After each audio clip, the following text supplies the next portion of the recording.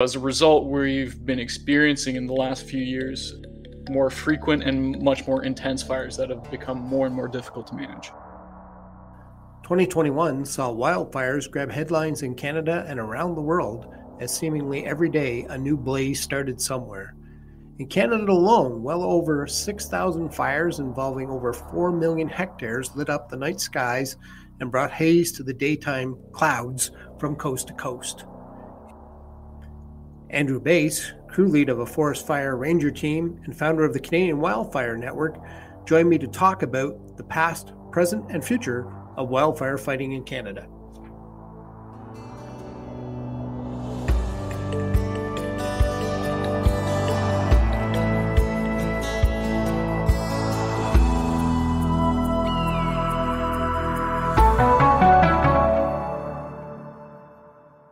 Tell me about the Canadian Wildfire Network, what it is and why you started it.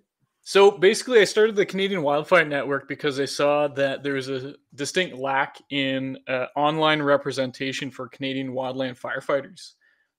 Basically, I put this website and Instagram page together to better represent us, advocate for us, to also deal with issues relating to retention, hiring. And I also just want to share stories because we have a really rich history in Canada of wildfire management. So essentially what I want to do is I want to connect people within the industry across Canada. And I want to share those stories with the greater public. And those wildfire management stories go well back in Canadian history, correct? Yeah, I mean, the history of wildfire management really extends even before colonial times, right? Before Europeans. So Indigenous people in Canada, they actually managed the landscape using fire for several different reasons. One, namely to reduce the amount of fuel in the forest to avoid like catastrophic fires rolling into their communities, but also to help promote vegetation that was beneficial to them. So for food or medicine, and then it would also promote food for the wildlife that it would even hunt.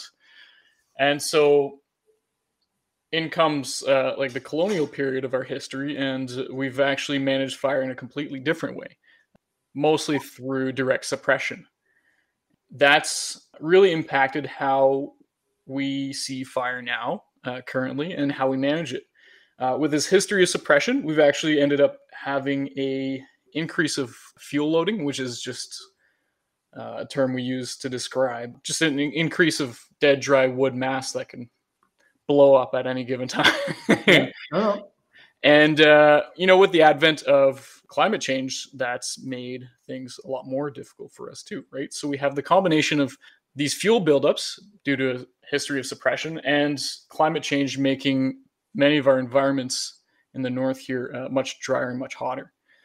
So as a result, we've been experiencing in the last few years more frequent and much more intense fires that have become more and more difficult to manage. So the Indigenous fire stewardship Yes. was based on burning proactively. Is that what I'm hearing?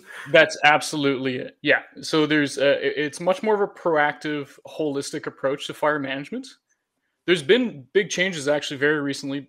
British Columbia has put in a lot of money into more proactive management, especially given the year they had last season, with Lytton, BC and all the floods. They've actually shifted to a full year-round BC wildfire service, which means that they can dedicate a lot more time to doing manual forest thinning around vulnerable communities, or they can actually dedicate more time to doing prescribed burns and even helping out with floods in the future. So that's really exciting. It's much more of a proactive approach and holistic approach.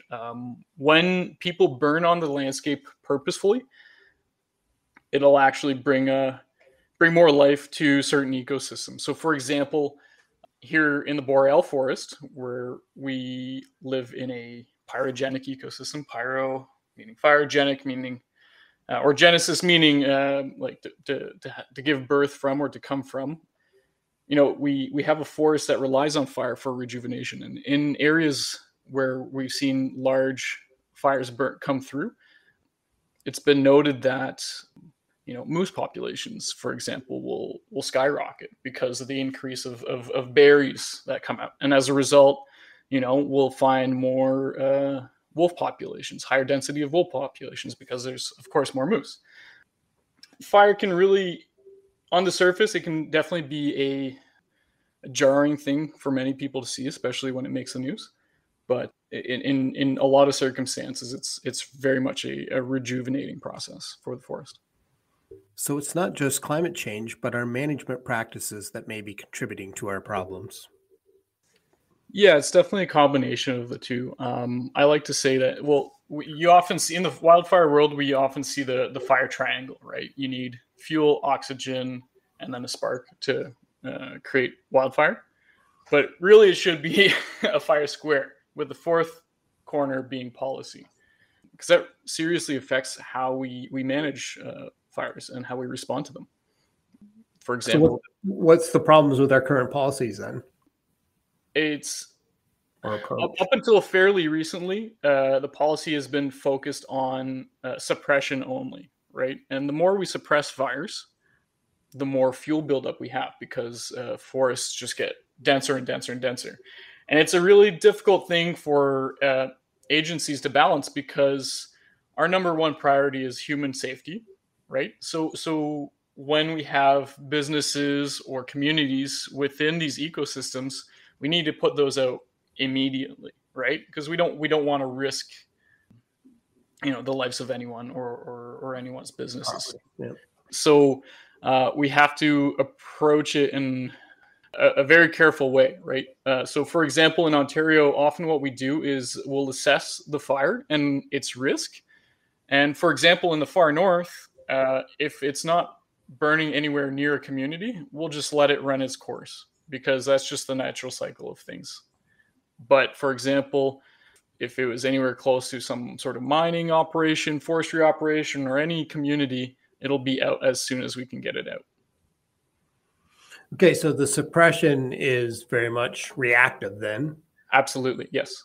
And as opposed to the proactive that you were talking about with the individual.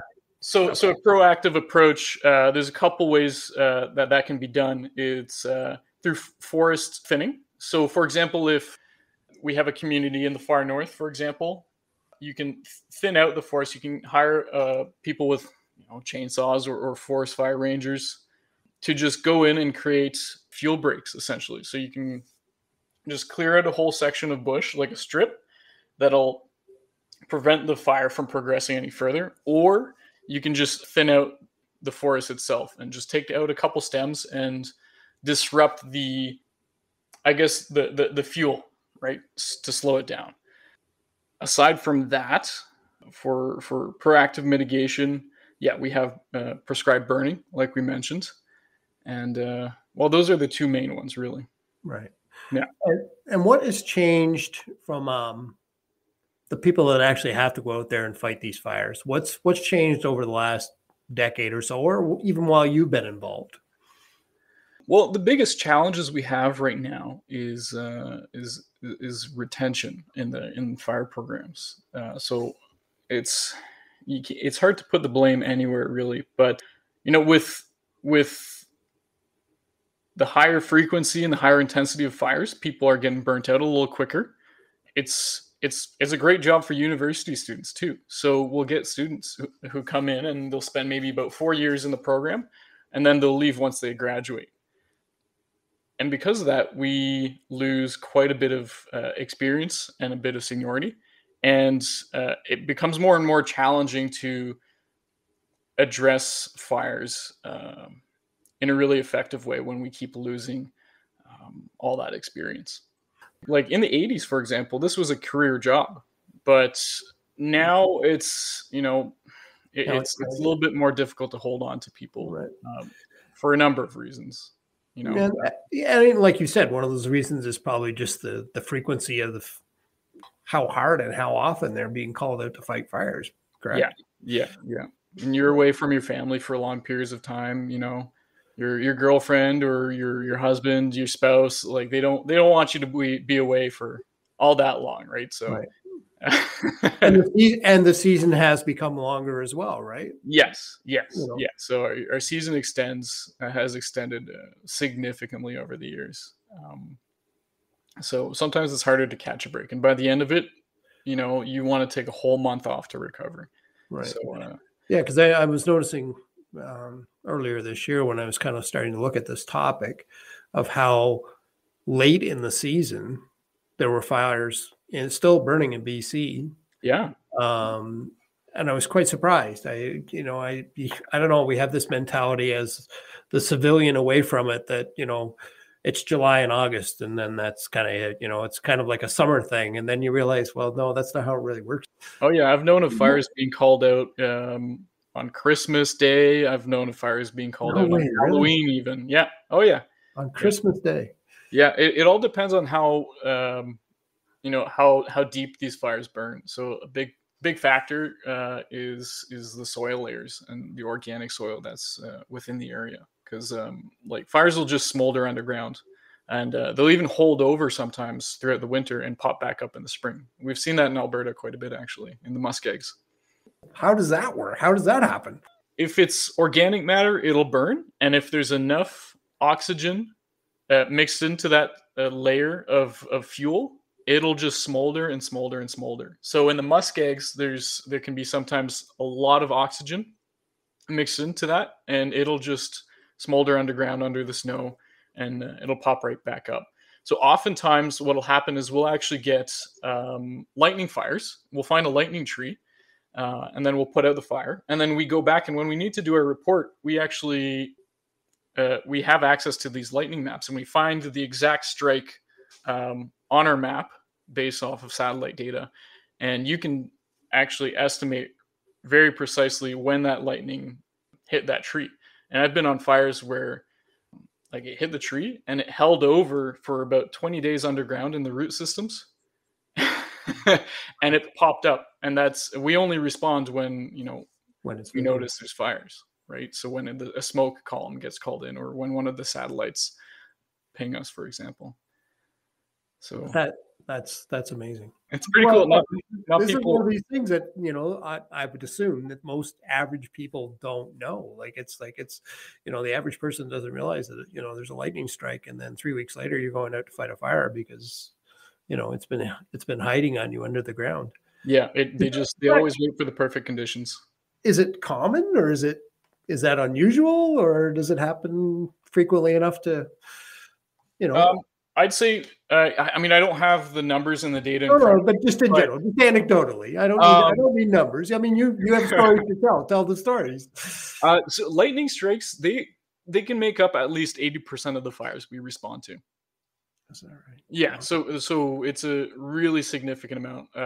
In fact, we can, oftentimes we'll predict exactly when we'll have what we call a huge fire flap.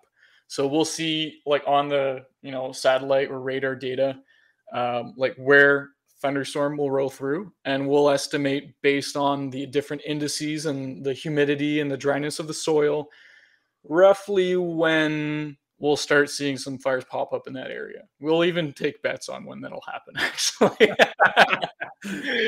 Everything could be a bet, Andrew. Everything. Yeah, exactly. But yeah, we have some incredibly precise tools that we utilize to make those predictions, actually. We use what's called the FWI system, the Forest Weather Indexes. So that measures, it measures the rainfall in the recent days, relative humidity, heat, dryness of the soil layers, and it combines all these factors with the local topography, and it'll actually give us maps of where we're most likely to see fire starts actually happen. So every morning during our briefings, we'll receive one of those maps, and we'll be able to kind of tell what areas are most likely to pop off. And in many cases, they'll actually send us to those areas in a truck, for example, to be ready to respond in case anything does happen in that general vicinity. Okay, so one pops off. You're in your truck. You're out there. What happens next? Okay, so there are 3 ways in Ontario. I can speak for Ontario at least. There's 3 ways we get to a fire. Most commonly, it's by helicopter. but also we'll have trucks with hose, pumps, and fire gear in them as well, along with fire engines. So pretty similar to your regular structural fire engine, but it's more so dedicated to bush work. I'll run you through what happens, let's say, if we're going to something via helicopter. There's obviously, we're just on base, we're on red alert, and we'll get the alarm. We'll be given a set of coordinates, and me as a crew leader, I'll punch in those coordinates into my GPS, and I'll hand them off to my pilot, and then we'll start flying to the area. Over the radio, the base will give us more detail, if they have any, on the location, the size of the fire, how it's been detected, who called it in. And then from there, I start making my plan. And we'll keep flying to it until I see the smoke column. Once I see it, I'll call that one in. I'll confirm an actual fire has been found. And then once that happens, we approach the fire, and then I begin to devise a plan. So I got to be thinking about, okay, are there people on the scene? Are there what we call values? So homes, for example, or forestry equipment. Are those on site? Do I need to evacuate anyone? Do I need to call for extra crews? Do I need to call for air attack, which could include water bombers or helicopters with water buckets attached to them? Then if none of that is required, or we'll just land right away, usually in a clearing on a shoreline or on a bog. Sometimes we've even landed on beaver dams, anywhere where possible. And we'll set up a pump, because more often than not in Ontario, there's a lake somewhere we can pump out of. And then we'll start running hose through the bush to the fire. So we'll have backpacks with about 400 feet worth of fire hose attached to us. We'll just run it towards there. And the goal is to wrap the perimeter of the fire and contain it. That's our number one goal. And sometimes we'll do that in conjunction with water bombers or heli buckets. So if, let's say, the fire is too hot for us to work around, or if it's too intense and too dangerous to be putting people into certain positions, we'll just call air attack and be like, hey, you guys got to take care of this flank. We'll sit back. And then once it's safe for us to go in, we'll take care of it. Here in Ontario, and safety is always the number one priority. And, if there's a risk of someone injuring themselves, you know what? It's just a couple of trees. We'll manage, and we'll tackle it some other way. And so we are in the bush. We're sleeping in the bush until the entire thing is out. So we can actually camp out for up to 14 days. We'll just get resupplied with food and resources, but we have our tents, we have our cooking setups, we have bug shelters and everything. So we're there. What do you carry for tools? Like, what's your actual, like you're telling me you've got a fire hose in your back, God knows how much that weighs, but 400 feet of fire hose is not light. That's roughly 62 pounds. Yeah. And then what else are you carrying in there? So the main tools we use in Ontario are Mark III power pumps. Okay, so there's the power pumps. That's a two-stroke. They use a two-stroke motors, and that just, we basically plumb the forest with those. But we also have hand tools. So that includes shovels, axes, and Pulaskis. So Pulaskis, they're basically axes, but on the other end, there's also a grubbing tool for us to grub out, roots and dirt. We use that often in mop-up operations. So by the end of a fire, when it's mostly put out, we got to also dig fairly deep into the ground to extinguish those last little remaining embers that are, billowing up a little bit of smoke. Yeah, we actually cannot leave until every little single tiny bit of that fire is actually put out. So we'll often use those hand tools and even backpack pumps. So it's basically a bladder with backpack straps, and honestly, it's a glorified super soaker. It just allows us to be more mobile and not if we can't rely too heavily on lugging hose through the forest, because it's an inch and a half, roughly about this thick. I know this is a podcast, so I can't really show anyone how thick that is, but it can get pretty heavy, and as you can imagine, through thick bush, it can be pretty cumbersome to drag around when it's full of water. So we have a lot of different tools at our disposal, but those are the main ones. So you personally, let's say last fire season, Yes. if the season ever really ends, how much time do you think, just a rough guess, that you spent in the field last year, last summer? Well, to give you an idea, uh, well, it's hard to give you an exact number, but I can definitely tell you I spent more time sleeping in the bush than in my own bed. Yeah, At least 70 to 80% of the time I was sleeping, it was in a tent. in a tent. Yeah. Oh, I should add too. The other really important tool that we use is, of course, our chainsaws. Right. We often have to use those to take down trees that are at risk. The romance of the shovel and the Pulaski and the other manual tools is much better. Getting back, you talked about it a little while ago of how hard it is to keep people. I mean, that's you're right. That's the obvious reason, right? No, there's dedicated people that want to be outdoors, all the time, but it's not being outdoors for you. It's working. It's being out there and slugging away with a hard job, like a hard physical job. So do you see any ways that life could be improved or the job could be improved for people like you that, and I assume that's what part of the Canadian Wildfire Network is about, is, trying to improve the lot of, the people that are doing this really important work. Obviously we touched on it. Burnout is certainly a thing, but also it's seasonal work. So it can be somewhat precarious if you don't have a job lined up for yourself Right. in the winter, right? Either you do that, you travel, which is not really a thing during COVID, or you go on EI. But given the kind of people who take this sort of job, they don't really like sitting still and just, chilling out all winter. So that can definitely be challenging. The finances become not necessarily a problem, but it's a less stable form of making a living. So as we mentioned with BC, they've actually adjusted their budget and allowed for year-round work. Right. And that makes things much more predictable, much more reliable for workers. And I see that as a huge opportunity for addressing retention issues. So longer contracts is a thing.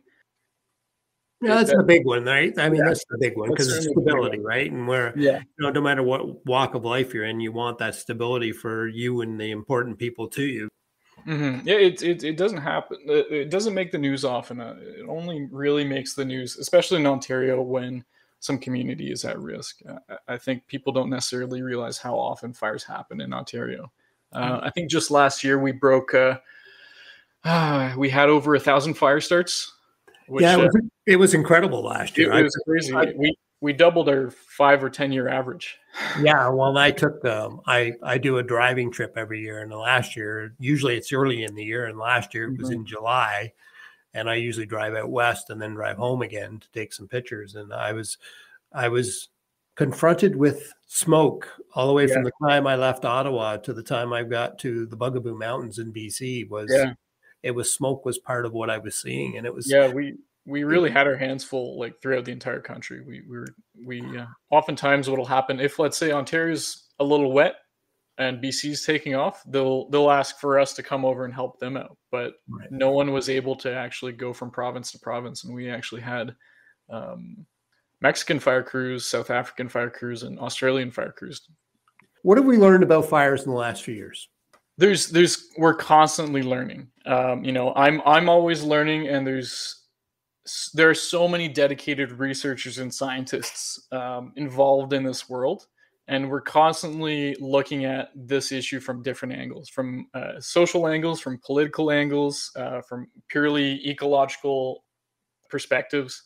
So there's always new information coming out, and there's always new technology coming out to help us in the detection of fire and in the management of fire. So I do see positive change for the future, coming from research and coming from people advocating for better fire management. And I know for a fact that these agencies are seeing the change and the increase in intensity that climate change has brought on. real change is needed, but real change is soon to happen in how we manage things. So I am definitely hopeful.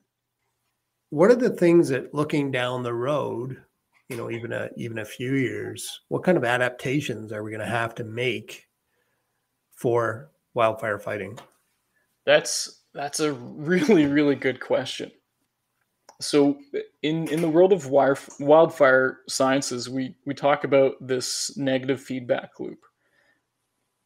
With bigger, more extreme fires, that puts up a lot more carbon into the atmosphere. And with the increase of carbon in our atmosphere, we have more severe climate change, and obviously with that, more severe fire. So adapting to this, I hate to say it, new normal, is definitely challenging. In the forestry world, we're actually starting to plant more forest species, more tree species that are acclimatized to hotter and drier environments further and further north. So that's one way to address things. The other way is being better stewards of the land in terms of how we allow fire to move through the landscape. So I think it requires a lot of change in perspective, and we're going to need to have people see fire as less of a destructive thing and more of a rejuvenating energy in the boreal forest. How we proactively approach this.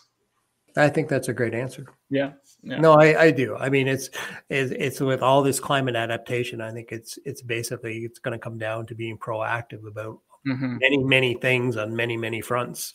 Yeah. And this is one of them. Yeah. A big challenge we face too is we're seeing more and more people build their communities in these fire-prone environments. So some of the biggest challenges we have are dealing with fires that are within the wildland urban interface. So that's a term we use to describe places where, people interact directly with pyrogenic ecosystems. So you have a village in the middle of the boreal forest. That's a wildland urban interface. And that makes things very, very challenging for us because we have to deal with evacuations at the same time as fire suppression.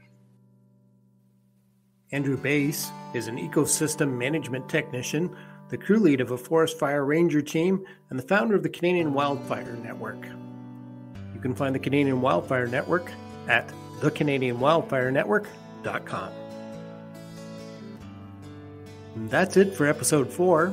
Thanks to producer Sarah Simpson and social marketing whiz Alina Simpson for their help this week. Our music is by John Sanfilippo from Titan Sound. I'm your host, Bill Alt. Find your way to Northern Latitudes.